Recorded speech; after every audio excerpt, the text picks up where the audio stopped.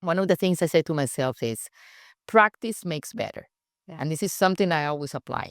You're not going to be a good tennis player if you don't practice enough. You're not going to be good at anything if you don't practice enough. So I say, I am going to sign myself for all of the interviews that I can get. And I will interview, doesn't matter if I like the job or no, I am just going to practice the interviewing process because this is how I'm going to get better at interviewing. And if you are not good at interviewing, I'm sorry, you're not going to get a job. And because the interviewing is no more than selling yourself. Gran aliada de la comunidad latina aquí en los Estados Unidos.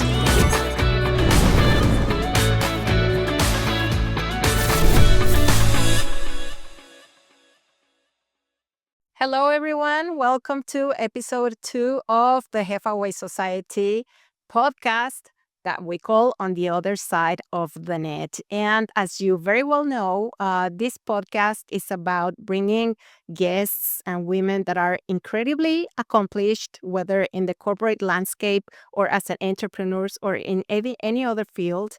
But what we tell the story on the other side of the net is who are these women beyond the titles, beyond their accomplishments. We want to know the stories that build these women. So today I'm here with my good friend and incredible leader, Clarena Furtado. She has built an amazing career within the financial services industry. She's not only a powerhouse within her industry, but she's also an amazing friend, an incredible tennis player. We're going to tell that story in a little while. And welcome, Clarena. I'm incredibly excited to have you here, and thank you for being with us. Thank you so much, Liz. It's a pleasure to be here. It's a pleasure to be sharing a little bit of my story and to be able to share with this magnificent public. So thank you. Thank you so much for having me. And let's get started. Let's get started. Let me start by telling a fun story, how we met.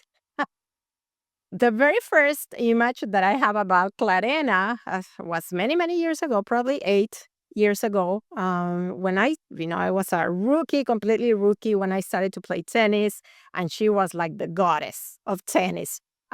So I used to walk into the tennis courts, and she was, just being, a magnificent player, and I was like, oh my gosh, who is this woman? I want to meet this woman. And we played a couple of times, but we didn't really get to know each other until COVID.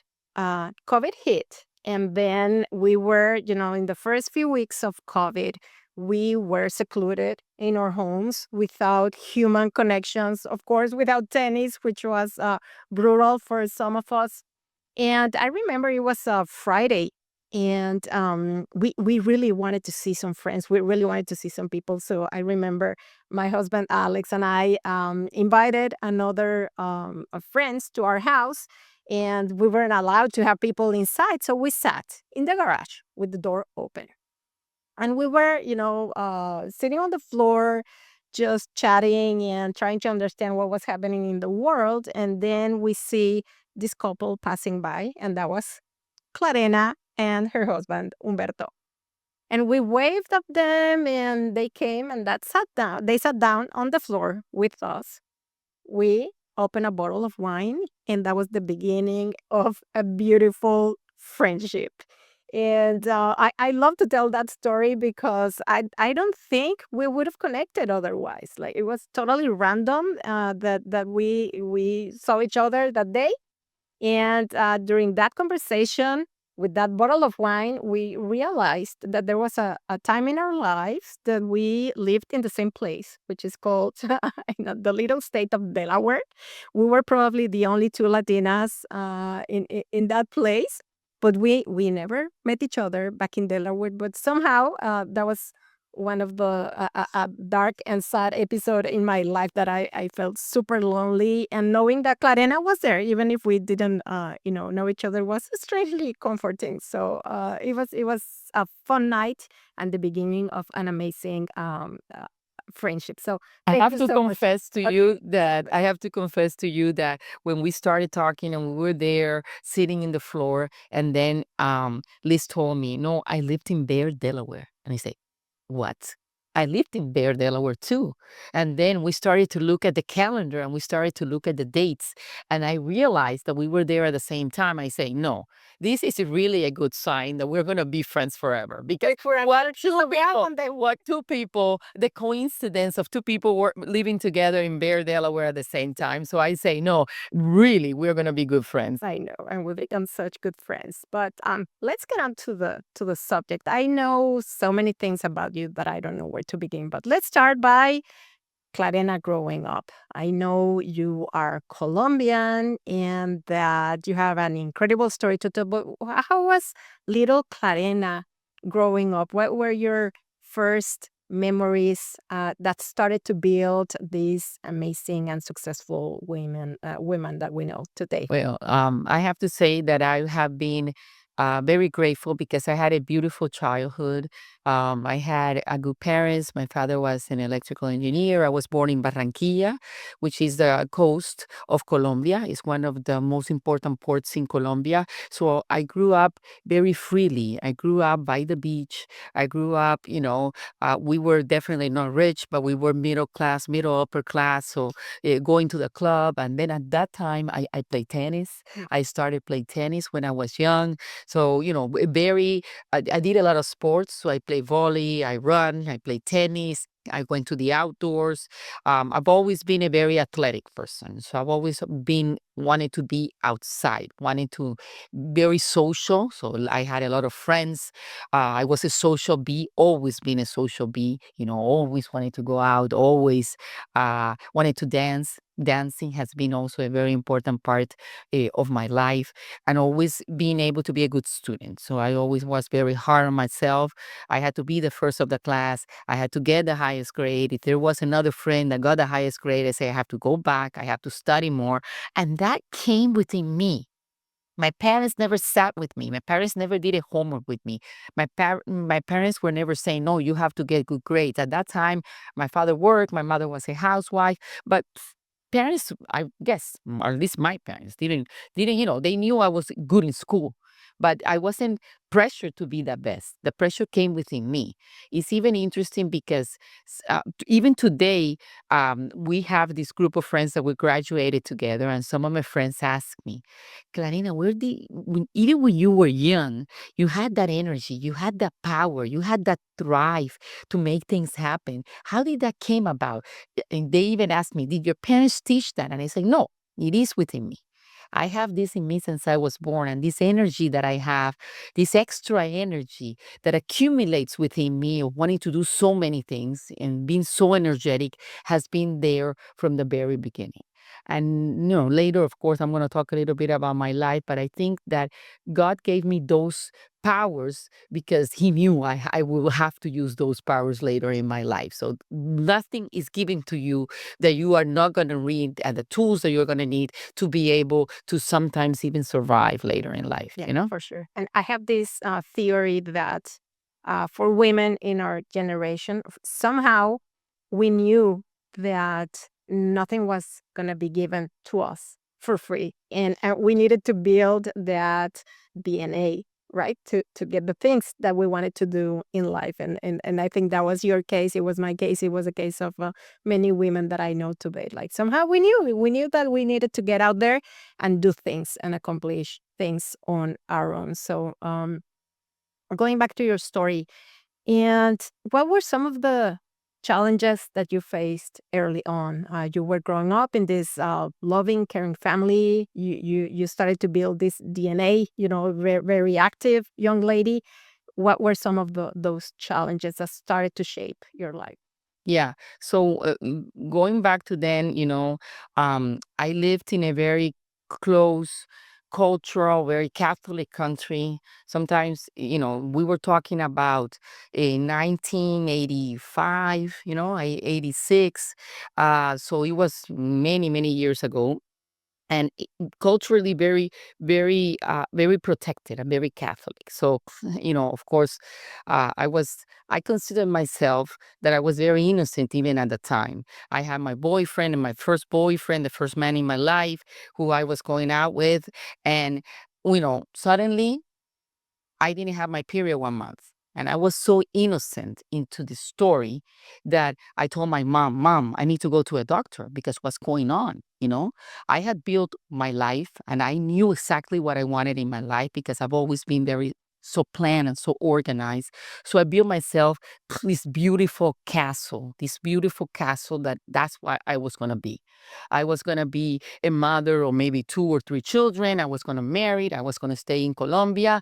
I was going to live in Colombia, in Barranquilla, where I was born, where all my friends were for the rest of my life. And that was it. That was the story I was going to tell. I was going to obviously work, don't know where, but I was going to be an executive. I knew that I wanted to work. But then I went to the doctor, and the doctor told my mom, ma'am, can you please just leave us alone? And then the doctor tells me, Clarena, you are pregnant. What? What? And innocent as I was, yeah, how can no, I'm not pregnant. You had no idea. You went with your mom to the doctor. I went with my mom to the doctor and I said, well, realized, yes, I was pregnant. I had to go home and then, this castle that I have built, I see it falling. Every stone, every piece of that puzzle because of that castle had fallen in front of my eyes because one thing I knew is that my life was never going to be the same. The path that I had, that I wanted to follow, that I had said that I was going to follow, was not going to be that anymore. It was going to be something different. So when I get home, of course, telling my father, of course, like I said, he's a very Catholic, very, very close-knit group. My father was very supportive, and he said, you have 3 choices. Either you get married and you have this kid by yourself as a single mother, or you give it for adoption. And these are the 3 choices that as a father I will support, because he was in my family, we were very, very religious. So okay, so I said, well, I then talked to my then boyfriend and he said, no, let's get married. So we got married. So but it wasn't something easy because you have to remember that in that society that we lived, I have always been a leader. I had always been someone that all of the mothers will look and they will tell the daughters, I want you to be like her. Such a good student, such a leader, such a social person, a person that knows what she's doing. And suddenly, for me to happen, it's not that I was ashamed of my son, Daniel. It was that I had done something that wasn't accepted by society. Exactly. And I had failed so many people. I had failed my parents. I had failed people who looked upon me as a model, and as a role model that they wanted to be. And I have failed those people. So I remember walking into the university because I was in university 18, 19 years old. I was in university, walking into university already, pregnant, and everybody looking at me and talking about me. For me, because I have always been so conscious about who I am and what I am as a woman, that hurt. But at that time, that was something that it wasn't accepted. You just didn't go out and get pregnant. It wasn't accepted in the society that I lived with. But see, I wanna stop there a little bit because you said something very important. I failed. I failed to so many people. See, the way we are sometimes brought up led you to think you failed. You didn't fail. You didn't even know you were Yeah. pregnant, Yeah. right? It was this societal stereotype that's built around us and that we need to do. But back then, you didn't have the tools. You didn't have the education to know what could happen. And on top of everything, you had to deal with this guilt that I failed everyone. It just blows my mind. And thank you for sharing this part of the story. How did you keep building yourself after that? That must have been incredibly challenging. And let me tell you, this is not something that we see nowadays that much, because nowadays there's you don't see those many teen pregnant kids anymore, Yeah. because there's education, there's so many options Yes. out there. But back then, it was brutal for everyone. It was brutal for you. I guess it was brutal for your parents, and it was brutal for the society. And society didn't have any compassion, right? Yeah, In yeah. in the looks, in the No, they didn't have any compassion. And I knew I had to be strong because I knew that I was responsible. And one of the things that happen when you are a mother so young is that when you become a mother, when you're 18 years old and you become a mother, you are no longer an 18-year-old woman. You're no longer an 18-year-old teen. You are a woman because you have to take care of that baby, and that baby depends on you. So I just face it strong, and every day I will cry, but I will wake up and I will say, I have to go, I have to face, I have to continue studying. I even remember one episode, which is a good episode because my mother said, you know, I'm going to take you to the university. I was already maybe like 8 months pregnant, very big. And my mom say, I'm going to take you to university. I don't want you to drive the bus. And I say, no, you're not taking me anywhere. I am driving the bus. I am getting in that bus with this big belly, with all of these people around it, because this is something that I chose, that I did. And whether he was good or not good, there were consequences to what I did. And I have to live with those consequences. And you don't have to protect me because I have to face those consequences and I have to fight for that. And I have to know exactly what happened because this is going to teach me and my baby everything in life has consequences. So I went to the university, sweating because Colombia, Barranquilla is very hot in that bus with 100 people on that bus, but I was there with my big belly. And I think, something interesting is when you become a mother like that and when you go through so much in that pregnancy, that created a bond so strong with me and my son today, who is 39 years old. So that created a very big bond because you were there, facing a society, facing certain circumstances. And like you said, especially what I remember about those times, besides, of course, the thing about the pregnancy is that I felt scared and I felt ashamed, like I had done something wrong. But I was just a young girl, I know. you know, And you only had like 9 months to become a woman to because become you were just this little kid. yes. And 9 months later, you were a woman with a child, and you finished school, you went to college through all of it. And then what? What happened? How did you build from there? You took charge and you said, this happened to me, and I'm gonna keep going with my life. And I know a few years in, you ended up in the US because you Yep. got a scholarship. Yeah. So walk us through that. Yes. Story. So what happened after is, of course, we were both very young. I had one kid, and then a year after I had another one.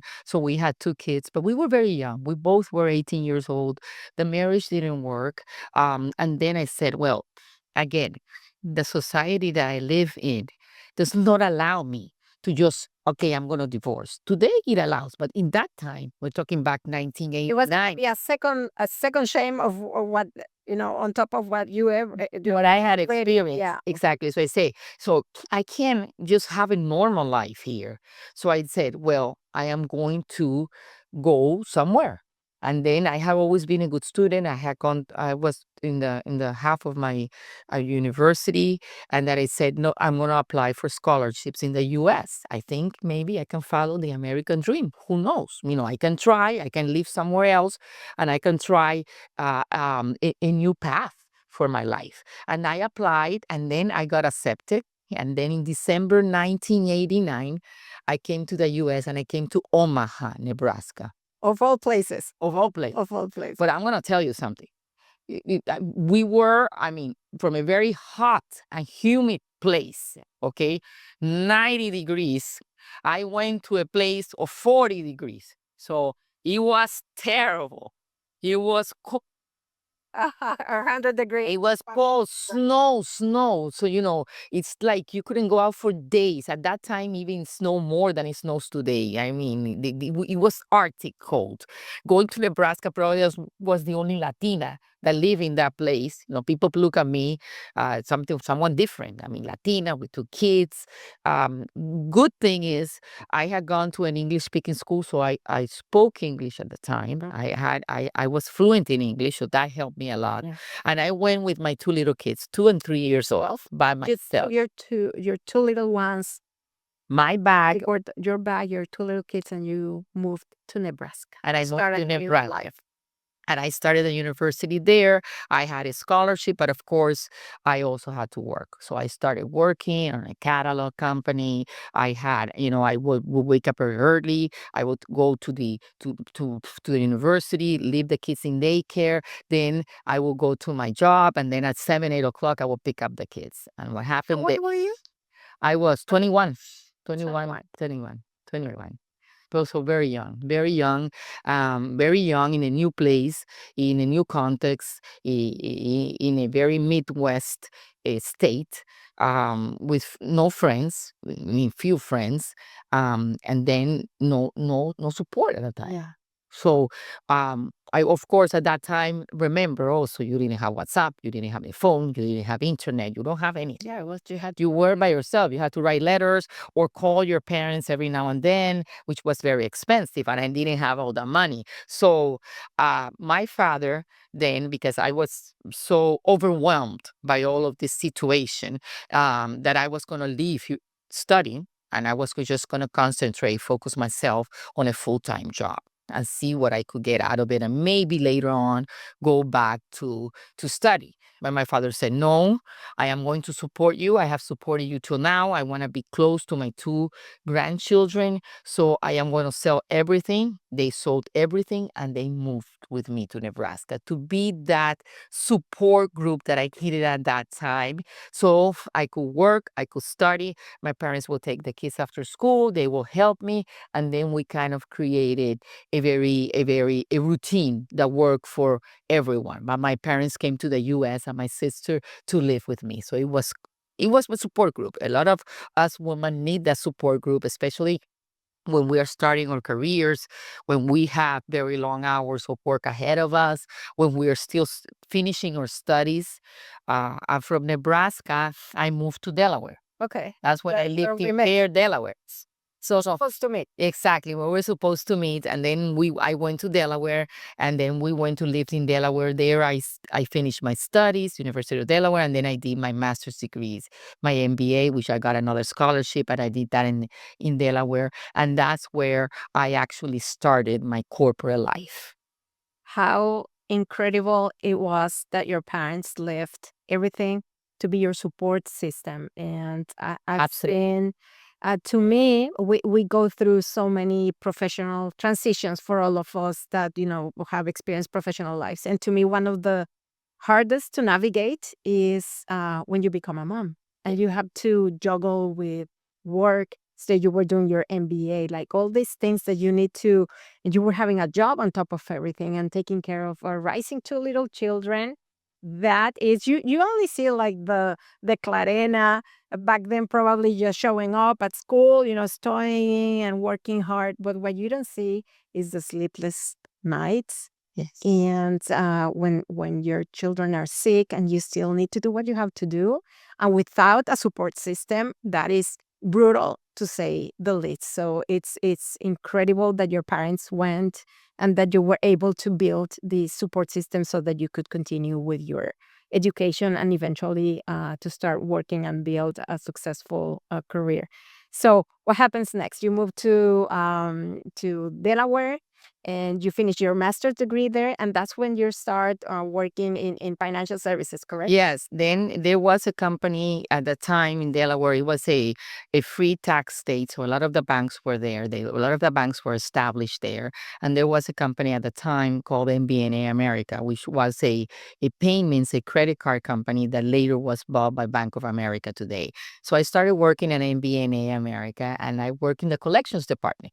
So it was like 30 days, 60 days, 90 days. I mean, it wasn't an easy job, but it was MBNA recruited a lot of the people who were coming out of the universities, and this company was the pillar. They taught me everything that I know today, about customers, about the approach, the values. They had, think of yourself as a customer. They have these sentences written all over the company, and you kind of went into this customer driven culture at the time. So it was very, very strong. You even had to answer the phone, MBA at your service. How can I help you? You had to go through all of these processes. So it was a great company to start my career because they taught me a lot of things. So I started there in collections. Like I said, it wasn't easy because sometimes people will hang up on you. They will just scream at you. Some of their frustrations that they have about the moment of life that they're living, they kind of pass that on to you. So, but I knew that I wanted something better. Right. I knew that something better was out there for me, and this was the beginning. But I didn't mind doing it if I was learning and if it was a good company and I had a good career growth. So what happened then was I always wanted to work for marketing. So I say my first job has to be in marketing because that's what I want to do, and marketing is my thing. And then we had a post and a position. It wasn't easy to open a position because we were like 2,000 people in the call center, and few positions were available outside of the call centers or the customer service, being on the phone. And then a position open for the marketing. But I said, I mean, what chance do I have of a single Latina woman with two kids to be able to get this position, it is marketing position when there's probably 3,000 people applying for it. So I will leave that. I will leave that pause, and tell you another side story which will lead us to that. And this is why I think so incredible. And again, this is tennis in my life. By that time, I had met my now husband. We have been 32 years together, Humberto. He was also doing his master's degrees, and we met and we were just going out. And then he came one day and he said, you know what? I have a friend, Alex, which is from Spain, and he has a girlfriend, Susan, and they play tennis and they want to play tennis with us. I say, oh, okay, cool. Let's play tennis. A weekend, we set up and we go to play tennis. So we play tennis, we enjoy ourselves. I'm telling a little bit, Susan, about my story. And then we start having a conversation. And then I ask her, okay, Susan, so what do you do after the game? And he says, yes, I am VP of marketing at MBNA America. What? VP of marketing. She was young, but she's a brilliant woman, still my friend. Um, VP of marketing at MBNA America. I say, Susan, I applied to a position, or I wanted to apply to a position in marketing in your area. And then she said, well, apply. I think you should apply. I said, because there's going to be so many people. I don't know. You are young, you're insecure. And she said, no, I think you should apply. I think you're a brilliant woman. I think you have a great potential. And I think you should apply to the position. I'll get you an interview. Well, 2 weeks later, she calls me and she tells me, you got the job. Oh my God. And I say, oh my God. I couldn't even talk. I'm telling you.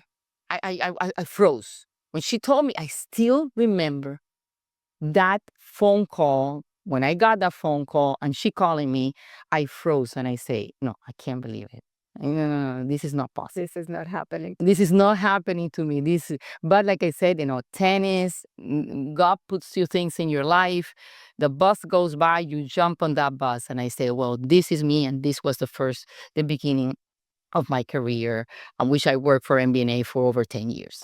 That's unbelievable. What were the chances, over all people that she got to the court? She was the big boss within the divisions she wanted to work for. That's Imagine that. exactly. And that's one of the silver linings. Again, we talk a lot about tennis here, but it's not about tennis. It's about finding your space where you can find these connections. I love, and we talked about it a little earlier. When you step on the court, you never know who's next. You don't get onto the court and say, "Hey, I'm this and this, and the VP of this or that." You just get out there. You play, you have fun, and you start building relationships so organically, and eventually that leads to business, that leads to jobs. So on top of everything, on top of being an incredible fun sport to play, one of the silver linings is you never know who's on the other side of the court and what surprises that might bring you later in your life. So that's an incredible story. So Clarif, you spent so many years in this institution. I know you kept building a very successful career. I know you moved back to Brazil eventually Yeah. with Humberto, your husband. And when was the first time that you felt you broke the glass ceiling? Can you walk us through that experience? Because I think for many of us, it's that aha moment where you say, "Oh my gosh, I actually did it! I broke the glass ceiling. I'm in that position of power and success that I always wanted to see myself." How was that for you? Yeah, when I worked in MBNA like for 10 years, and then my husband got a position, and he's Brazilian. He wanted to move back to Brazil. So he said, you know what? I think in 1999, there's a good opportunity for me to go. Let's go as a family. We went there as a family. My two kids were 12 and 13 by the time. They were pre-teens or almost on the teen years. And we went there, and then I obviously had to start over again. I had to get that resilience, get that young girl, because I always go back to that 21-year-old girl who leaves Barranquilla, Colombia, and moves into Omaha, Nebraska with two young kids. I always open the Pandora box, and every time I have difficulties in my life, every time I have challenges in my life, I go back to that girl. I go back to that courageous warrior that was there. We're going to talk a little bit about that. Yeah. But I go back to that moment. I say, if you did that, you can do anything. Of course. So I went back, and we went to Brazil, and we lived in Brazil. And when I go to Brazil, I start again, continue my career working on the financial institution, and I work for a bank. And there, I couldn't speak, I didn't speak Portuguese, but my experience was so good on what I had done at MBNA that I remember the president then of the bank told me, I don't care if you don't speak Portuguese. I'll give you classes every day. You can study. And the important thing is to bring this experience and create that experience. And then I started as a manager, even making less money that I was making at the time when I came from US, because I was new, because I couldn't speak Portuguese, because I was starting my career. But again, I believe so much in me. I believe the strength that I had, that energy that I had, that I say, and this is something that I always give people as an advice. I don't mind taking 2 steps back if I know that I'm going to take 3 steps ahead after. Okay. And that's what I thought at the time. So I will invest here, and I will make it happen. And like I said, a year after, I have been promoted twice. I already was in a superintendent and director position at the same bank, because I had shown the value that I had. I dedicated myself to learn the language, to learn the culture, and then to be able to break that glass and create a career where there I worked for several companies, but always as director, always coming up with a lot of responsibility, with big groups, with big challenges around it. But that's where I started basically to construct my career. One thing, I've always been a very strong woman. So that is something that I always also employed in my career, because especially when you're talking about back in 1990, 1991, 1992, there's still, I mean, women were not seen as the ones that had the power.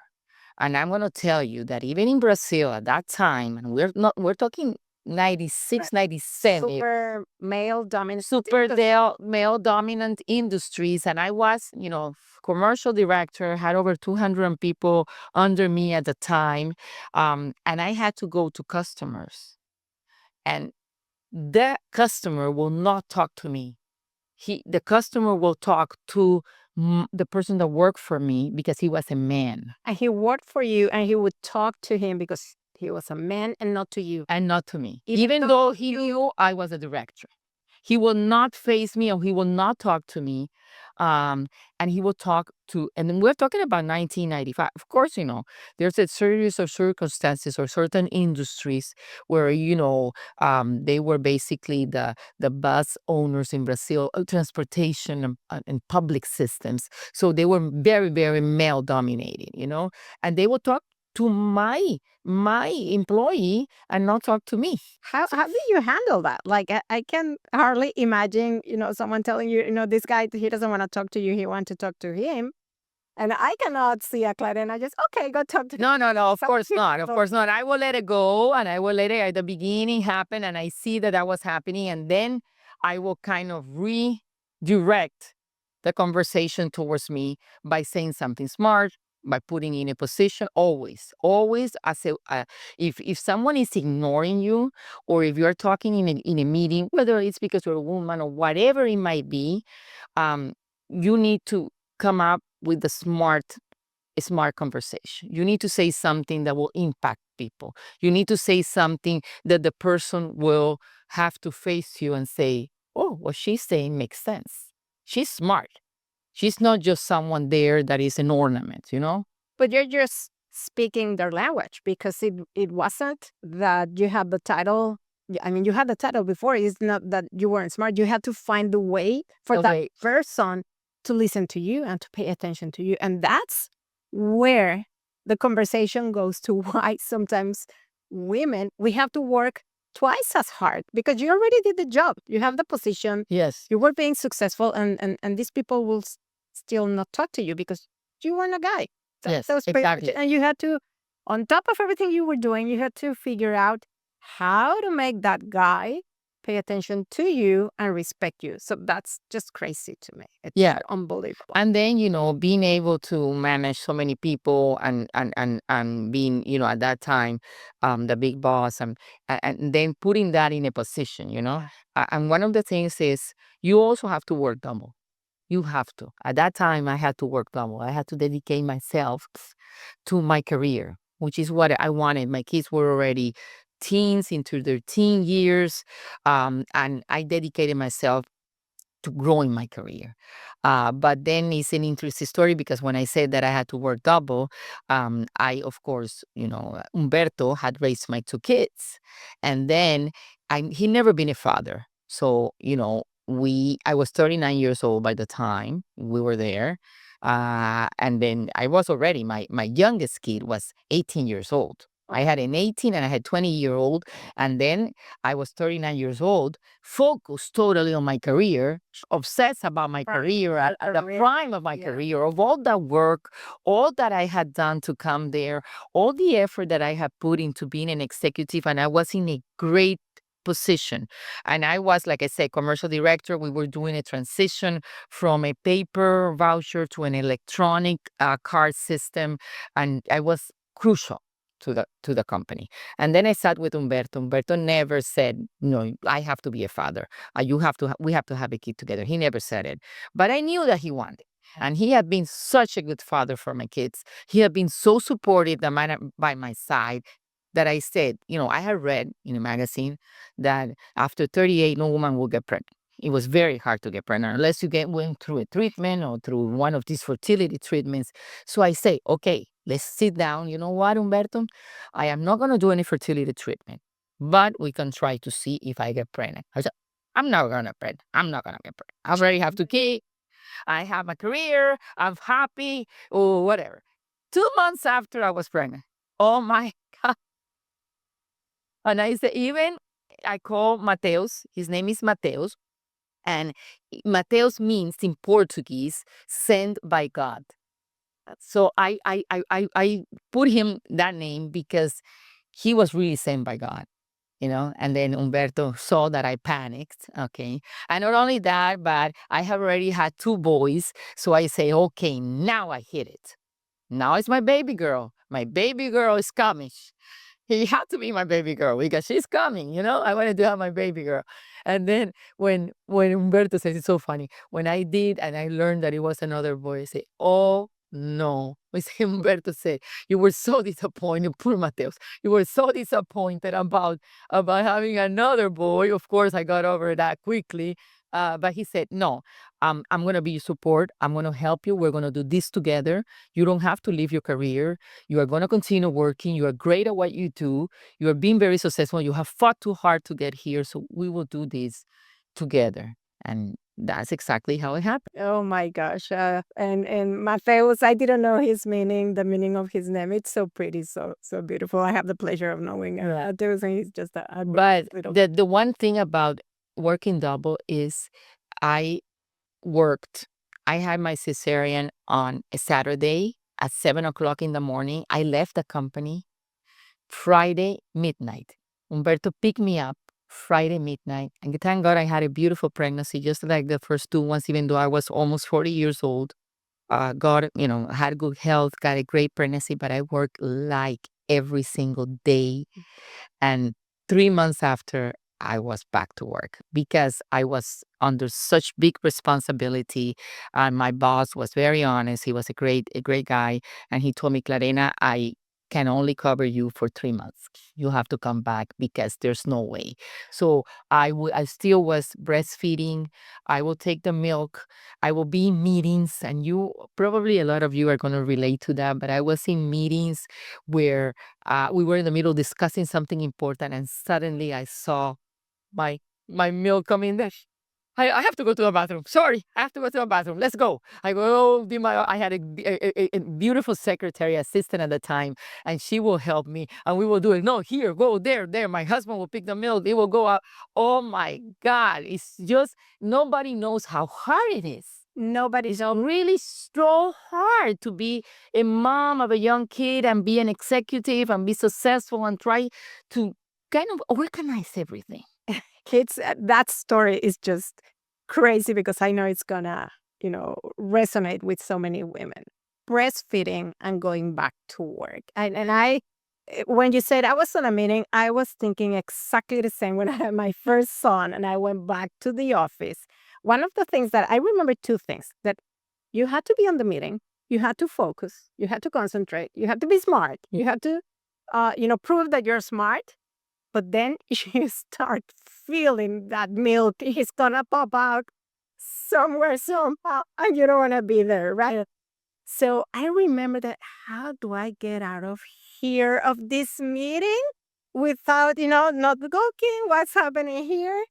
And then I remember another thing, like in that, when I became a mom, the facility that I used to work with, like my office was on one side of the building and the bathroom was on the opposite side of the building. So I had to go get my breast pump, Yeah, the breast milk pump. pump, No, it's a breast pump. sorry, broken English. And it's like everybody had to know because I will carry this thing across the entire building. And everybody's like, oh, poor little thing. Anyways, guys, people, you don't know how it is. Now we laugh, but it's very difficult. I mean, the fact that when they build these facilities, that there's not nowadays there's much more spaces like Yeah, it. But there's you more were private talking space. 30 years Yeah, ago, yeah, no, 20 years ago. I'm talking yeah, 22 years ago. yeah. Like nobody even thought that if you were a mother, you need a place to pump. Where you Privacy, even privacy. Yeah, see, like in the airports right now, that every time I see it, I remember that yes. scene of me, carrying my pump all over the place. Anyways, it's so inspiring, and so that leads me to my next question. And let's talk about mantras a little bit. Okay. And I'm gonna tell another funny story related to tennis. You know how we go back and forth with tennis. Clarena and I were playing on the court this one day, and we were having so much fun and we were playing amazing. And she did these great points. And I went to her and I say, Amiga, you're playing amazing. How did you do this? And she tells me, you know what? I have this little mantra. So whenever I need to focus and the match is tight, I tell myself, I'm a diosa poderosa, a powerful goddess. And that's my mantra. And we laughed so hard. And then when we were in the middle of crazy points, I will tell her, you have to call your diosa poderosa because we need to call. So we had such a great time. But knowing her story, and you really are a powerful goddess, whatever that means to you. So tell me about that mantra. How did you come up with it, and what brings you? What means for you today being that powerful goddess? We have no doubt you're. So that comes back to a story where I love astrology. And I love going a little bit over how the planets and how my sign influenced me, and, kind of doing my map and my astrology map. And when one discussion, learning a little bit about who I was in the past and past lives and past things that, everything's very spiritual. It was funny because the woman that was doing this study with me, she said, you know what? In your past, one of your past lives, or you were a powerful goddess. You were a very strong woman, and I see you as someone very powerful and giving in all your energy, and someone that you were a goddess. And then I say, bingo, this is what I am. I'm a powerful goddess. Nobody's going to stop me because that's what I was. I was already a powerful goddess. So nobody tells me I'm not a powerful goddess because I am a powerful goddess. So that's where it came from. So I apply that today. Two things: the mantra of the powerful goddess, I am. I look at the mirror every time I go through a challenge, a difficulty. I say, remember your powerful goddess, bring that into you. And I remember that young girl. So I kind of connect those two things, connect that young girl who was a powerful goddess for doing everything she did, and then the powerful goddess that I want to become, and that I always kind of bring myself and my energy and my confidence, and I look myself in the mirror. No, you are a powerful goddess. Don't let anyone tell you that's not who you are, because that's what you are. Excellent. Okay. Oh, I love that. Thank you. And thank you for letting me share that part of the story, because I remember that day on the call she told me, don't tell anybody. No. And that Don't think this was our little secret for a little while. Yeah. But it's so important to have those mantras, whatever that means to you. I have something written on my on the mirror of my closet. Yeah. And that's something that I read every day, and that reminds me to go back to my center and to I remember what I do every single day. So mantras are incredibly important. Make sure you find your mantra.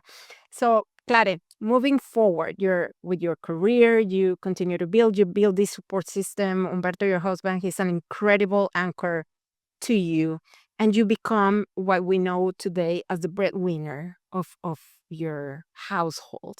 So walk us through that story. How did you get there, and what has that meant to you and to your family in the plan of your life? Yeah. So we were in Brazil, and we lived in Brazil like for 15 years. And then when I'm in Brazil, I'm working for MasterCard at a time.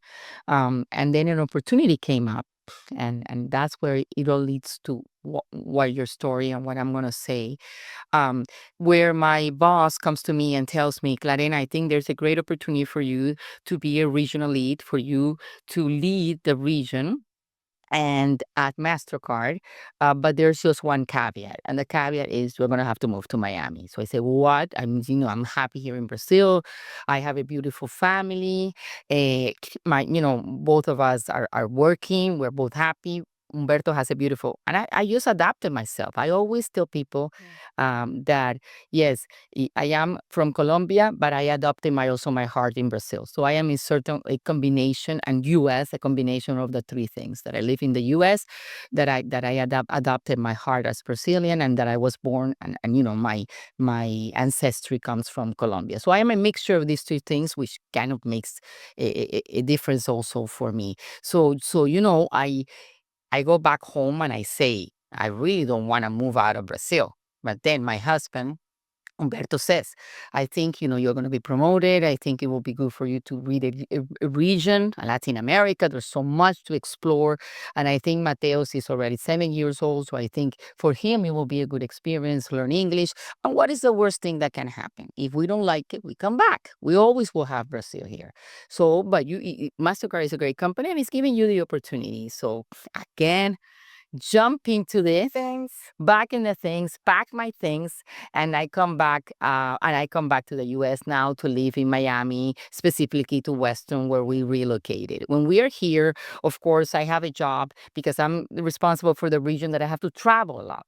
So I have to go to Colombia, I have to go to Mexico, I have to go to Brazil, and that requires a support on my part. So we sit down, and Humberto, was unhappy. He followed me to US. He wasn't really happy working in the corporate life. It was not for him, and but we needed the support. So that's when we sat down, and he was comfortable with it. I always say, when you do this kind of arrangement, because it's an arrangement made by a couple. Okay. And you say, you're going to do this, and I'm going to become the breadwinner. I'm going to continue my career, which is what I wanted to do. And he said, I will be here to support you. I will do everything for the house. I will take care of Mateos, drive him to the soccer practice, drive him to the painting classes. I will do the food. And, every time you come home, it's like a red carpet where everything is ready for me. And he's taking care of that. We agreed on that. But he was comfortable with that role, and I was comfortable with that role, even though I was raised totally different from that. So the pattern that I had while I was being raised up is the pattern of my father is the breadwinner and my mom is the housewife. So, it was something different. It's a different model that what we were raised to do as Latinas. So it was not an easy thing, but it was due to the circumstances and do what we had. It was an honest, open conversation. And especially because he felt good about it. But that did not take him away from the power and the decision making that he had in the house, which is still, it's always been like that. I had to respect him as my husband. I had to respect him as my partner. So it's funny because sometimes when I come home and I'm still in the executive mode, I might have my voice a little bit higher, or I might be too aggressive. And he goes and says, no, no, no, no, no, woman. You are now my wife. You are now my wife, the woman I love. He always tells me, you are my morena. Morena means the color of my skin, which is like a brownish skin. And that's how he calls me. You are my morena and the woman I love. So treat me as the man that you love. And for that, that kind of takes me everything away. And I just melt and I say, he's absolutely right. What a wonderful man I have beside me. And then I go into the morena mode, like I said. I love it because once again, you broke the mold. You did what worked for you, for your family, what made sense at that time. And see, you're, up to the best moment of your life. And that's just truly amazing because again, the societal barriers are huge for us, right? Even if we agree internally in our household that things are going to be in a certain way, there's the questions outside. Yes. Are you really sure? I remember when I also moved back and forth in Mexico in the first years of my professional career. And when I went to the breakfast with the other moms, they were like, "Oh, you poor little thing, you have to work." And that was the vibe. Like they didn't say that directly, but that's the vibe that I got. And I didn't like it at all because I said, "No, woman, I don't work because I have to.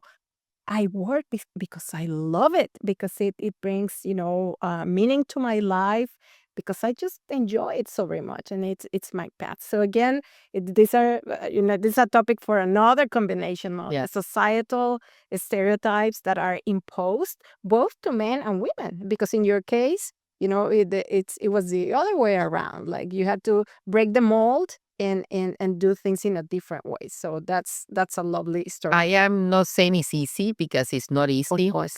And I am later when we talk a little bit about an important other transition in my life that came up as a big challenge.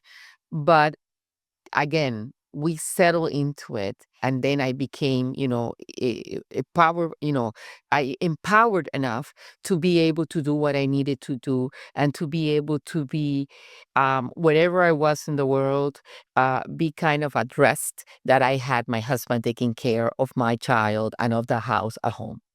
Yeah. And you mentioned something right now. Other challenges that came about. And what you're saying is a very short version of the story. There's sobs, there's that, there's tears, there's laughter, there's doubt, across the paths that we choose to walk.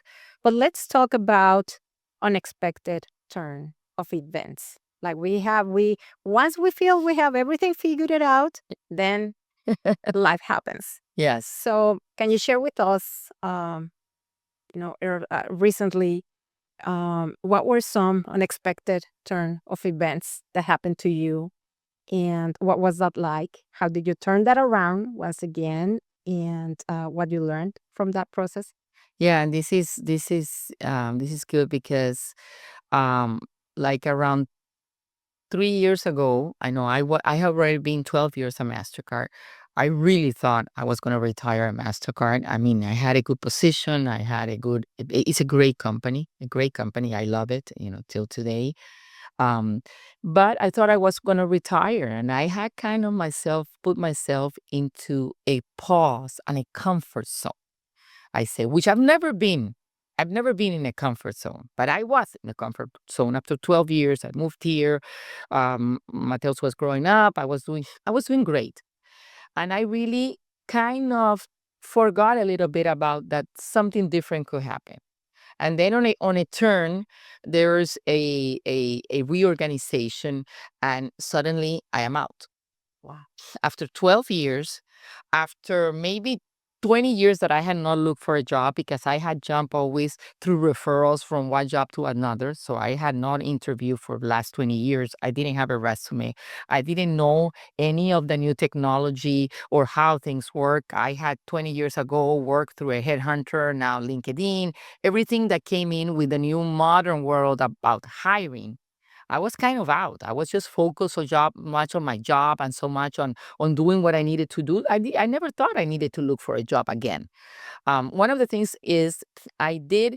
I want to write a book sometime in my life, and I thought about it. Should I just dedicate myself to that, or should I go back to corporate America?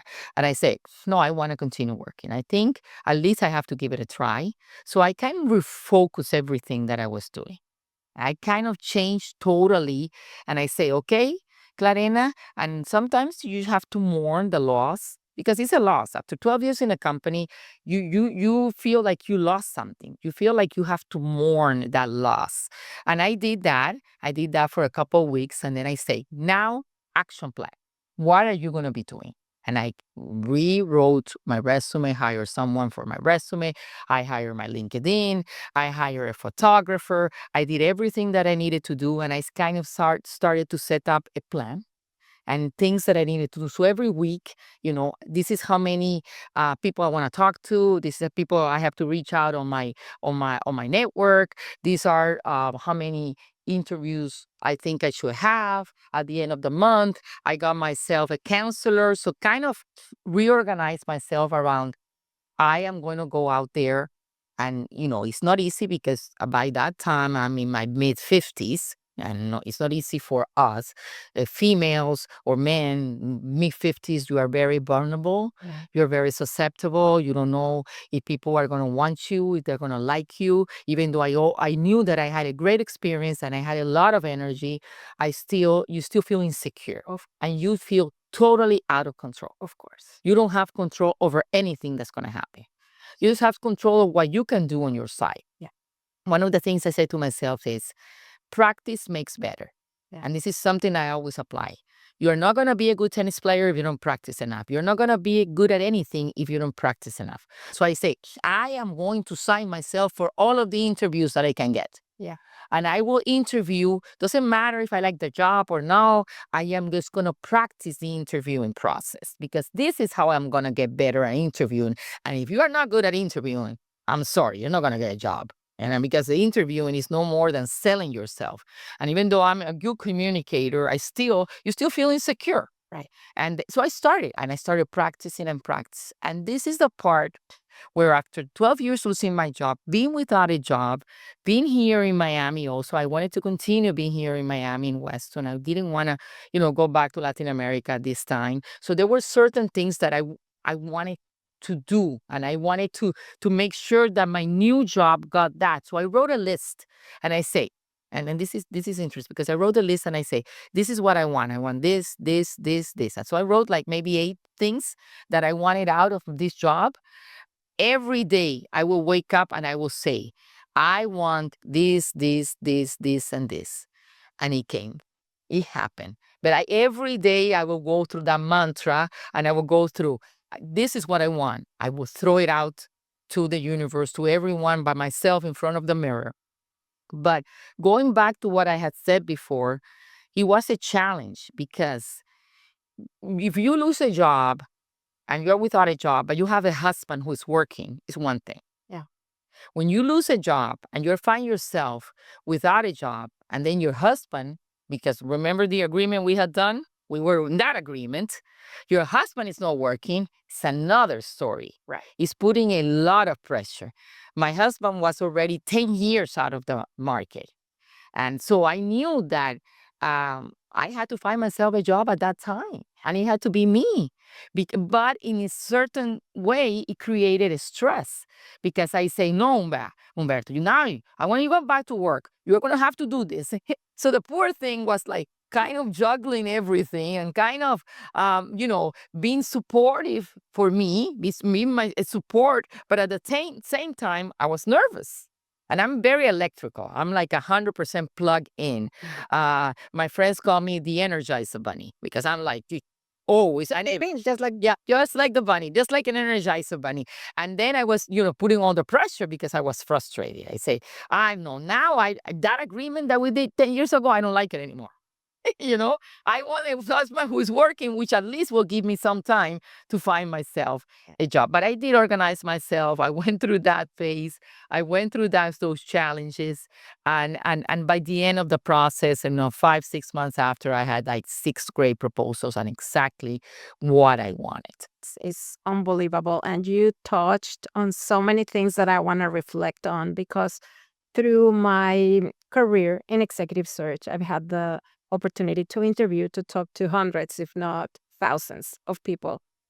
And the unexpected loss of a job is one of the hardest things to go through, especially, I mean, for everybody it's difficult, but when you go up the ladder and you are in this position where you said it yourself, like, I thought I was going to be here. Yeah. I'm going to retire.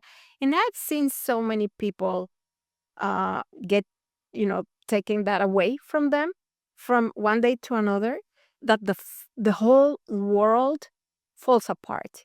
And it's because it's not only a job, and it's your identity is so tied to that job. You're the first question that comes to mind is, how am I going to tell my family this is happening, right? And it questions everything you've done so far, your identity. What am I going to do next? Even if you have a plan, like you did have your plan, you don't know what's going to happen. You don't know if that transition is going to take a couple of months, 3 months, 6 months, a year. It's true. So it's very difficult because I think it's one of these scenarios that even though if you have a plan, you never know what the outcome is going to be and how long that's going to be. And it's a lot of pressure, the economical pressure, your identity and you feel like everybody's looking at you, like feeling you're the only human being on earth that's going through that. And that's not the case. So every time I speak with someone that's going through this transition, I tell them the one thing you need to know is you're not the only one, you're not the first one, and you're not the last one. And I don't know if that's a relief or not, but at least it takes some of the pressure out. What I can tell you with a lot of certainty is that there's light on the other side of the tunnel, and these transitions bring great opportunity to reframe. And if you open up yourself to learning and to seeing life and your profession in a different way, what you will see on the other side of the bridge is just unbelievable. It's very difficult to transition, but it's highly rewarding. So thank you for sharing that story so vividly. One of the things is when I was going through that period, um, I, and this is something that Humberto doesn't like it, but I did it several tattoos, small, very subtle tattoos. But one of the ones that I did on my back when I was going through that period, and he is here behind my shoulder, is let it go. I had to let go so many things. It was like a process, and I said, you know what? I'm going to write that in my body because I'm not going to forget Mm. never this time Mm. where I am so susceptible, so afraid. I have put myself into this position, and it doesn't matter, it's already there. Um, and I was afraid, and then I lost my job, and then I was afraid I was not gonna get my job, and then I organize myself and I say, I have to let it go. I have to let go my insecurities. I have to let go patterns of life. I have to let go so many things and structure myself.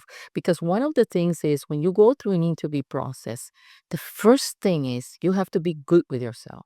Yeah. If you're not good with yourself, you're never going to be able to sell. How do you sell something that is not good, that you feel that is not good? So if you don't feel you are good, how are you going to sell yourself? It's impossible. So I said, I have to be good. I have to feel good. I have to feel, and tennis supported me at that time too. Tennis was a big support for me because I will go out on the courts. And sometimes I will get frustrated. Sometimes, I even had, my partner, which I lost through that period because I was just going through so much in my mind. I lost my partner, but not my friend. She's a good thing. You never should lose your friend, no matter what happens. And then I went through that. And tennis was there as my anchor that supported me, Your safety net. my safety net, Yeah. the good thing that I will go to, and then I will come back and be every day stronger and stronger. But one of the process was to let go of many, many things. That's beautiful. And again, I want to reflect on why we are having these conversations. It's because, again, it's not only about tennis and titles, it's how you find these spaces that are going to support you when you're going through these times, right? And Yeah. tennis kept you afloat.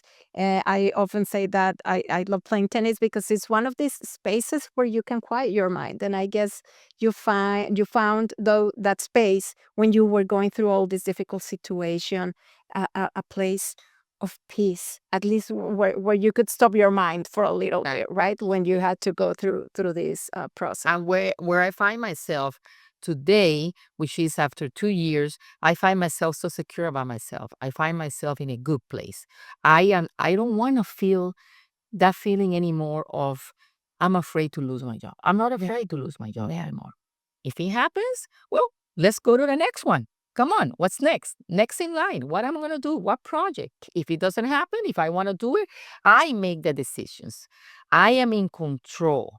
One of the things, and this is a very short passage, is during those tennis, I was talking to a friend, and he said he even I was there sitting, and then this tennis friend of mine, which is very spiritual, came to me and said, "You know what? You today are on the passenger seat. You are not on your driver's seat. You need to get yourself on the driver's seat." And I say, how strange that he came and he gave me that message. And then I said, he's right. I am not on the driver. I am on the passenger. Why do I want to be on the passenger seat? I have to get myself again, my diosa poderosa, my powerful goddess, that little girl for 21 years old who left Colombia. I have to get myself on the driver's seat. And that's what I did. I got myself on the driver's seat, and I am on the driver's seat today. Yeah. So plenty happiness, of the happiness of what I'm doing, of the happiness of how I'm contributing, of the place that I am today, but on the driver's seat again. I love that. But I also think that sometimes you have to be on the passenger Yeah, side it's true. to be able to see things in a different perspective. And if you hadn't been in that passenger seat for a little while, Yeah. right, you would have missed other opportunities. Like you were only able to see what was on your window on this side of the road. Now you got to see another Yeah, side very true. Very true. I of the agree. road that again made you stronger, and you rebuilt yourself to this incredible woman. I see you in a beautiful place in your life. Like you seem whole. You mentioned a little while before we started the conversation that you went through another physical transformation, and I want to touch into that. Yeah. What do you mean by that? It's good that you said that because I was forgetting that again, and I wanted to share this story. So, I started in this new job, and of course, when I went through the transition, and I started this new job, my new boss that had worked with me in the past, he called me and he said, I had received several proposals, but this was like a very nice project, and he called me. He said, "Stop playing tennis. You are more than just, I don't want you to play tennis. I want you to come and do this project with me." And then he sold me this beautiful project. And I said, "Okay, I'm still going to continue playing tennis, but okay, I will accept and I will go and work with you." So then a year and a half after, I find myself, and a lot of women are going to relate to this. I find myself upper 50s. I find myself menopause, total menopause. I find myself traveling like crazy because today I'm global head of business development for my company. So I have teams everywhere in the world. So I have teams in China, in Europe, in US, in Latin. So I'm traveling all the time. I'm almost never home. And then I stopped doing my exercise, which I have been all my life. Like I told you, when I started in Barranquilla, I was athletic. I played tennis. I did volley. All through my life, I've always done exercise. But I was so busy and so immersed in this new project that I didn't do exercise anymore. And I started, of course, you go out, you're in London. What are you going to do in London? Eat and drink. What are you going to do in Spain? Eat and drink. What are you gonna, so eating, drinking. And when I find myself last year around October, we went to Portugal, and then, like always, we take pictures whenever. And then when I came back, I look at the pictures and I saw myself there. Oh my God, who is this woman? Look at those cheeks. I had gained, I'm not lying to you, 10 pounds, which is 10 kilos, which is 22 pounds in a year and a half that I have been in the company. And I said, Clarena, you know what? You Today you're starting a new life for you as far as you're losing weight. A lot of people tell me if I had medicine, and I did not, because I had been always so focused and so mental. My mental strength is so important. And then my body recognized all of the exercise that I had Doing before. So I stopped, changed my diet totally. I started doing exercise again. I hired a personal trainer. I, of course, continued to play tennis. I went to do spinning classes. Everything that would look like I could lose weight, I was doing it. I went into YouTube, all of these teas, teas of anything. I will drink it. And my husband will say, "You're going to die." So I said, "I don't care if I die, as long I'm going to die be skinny. I'm going to die skinny. That's what I want. My purpose is life is to lose weight." I did everything. And no, everything as far as tea and ginger and turmeric. And I am the expert. If you need advice on how to lose weight, I am the expert. I can tell you everything. um, and eventually, even though it was a very hard month because it was December and we were in Brazil and there was a lot of food and drinking, alcohol, cut completely alcohol, and in 2 months, I lost 22 pounds. Oh my gosh. And then I'm in the place, again, now I mentally I was in the place that I wanted to be, but physically I wasn't in the place that I wanted to be. Now I'm mentally and physically in the place that I want to be. So And that was important. That's equally important because one of the theories that I have as well is that when we as women feel good inside and outside, Yeah. you show up fully Fully, yes. in every aspect of your life. And let's not lie to ourselves. When we start feeling those extra pounds, it's super uncomfortable and you don't want to go out. And it's so important to keep a balance. And this is not new, spiritually, physically, and mentally. And congratulations that you took the Diosa Poderosa came out and said, "This is it." Yes. And you look wonderful. Congratulations on that. And before we leave, I have one last question for you. This group of women is called the Jefa Way Society. Yeah. What does it mean to you to be a jefa of your life on the court? What does that mean to you, regardless of the title? Yes. That means feeling at peace and happy inside, feeling happy about where I am, what I'm doing, and how I am contributing. Being at peace and being happy about influencing other people, about helping this young generation and this young generation of beautiful women grow. Being happy about going out of a game, whether the output, whether I win or whether I lose, just enjoying really the game, just enjoying everything that I do. Be thankful for my health and for the opportunity that I'm having, and just feeling, for me, the jefa is happy, feeling happy inside. It comes from the inside. It comes from feeling good with yourself and being able to put that out there, helping people, contributing to the way you are doing with society, and being able to sleep in peace. And I'm just at the best moment in my life. I'm just happy. That's all I can say. I just feel happy inside, outside the courts, and my job, and everything that I'm do.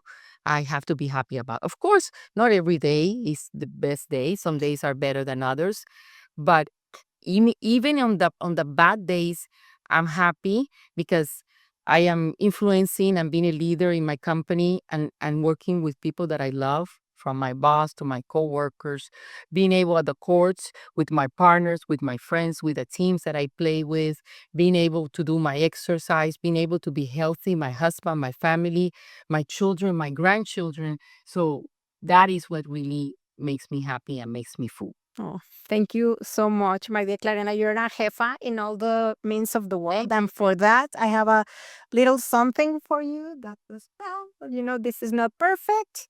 So this says, La Jefa, in the Jefa Way Society, we have a code, what it means to be a jefa. And I hope that you enjoy it. You embody every single line Love it, love it. of this, and it goes beautifully with your beautiful pink suit. Thank you so much Totally. for being here, my dear friend, my dear Clarena. Thank you all so much for being here today. I hope you enjoyed this wonderful conversation. Thank you for being so candid, for sharing these messages that not everybody has the courage to step out here and tell these stories. Thank you, my dear friend. And thank you, everyone. See you on episode 3.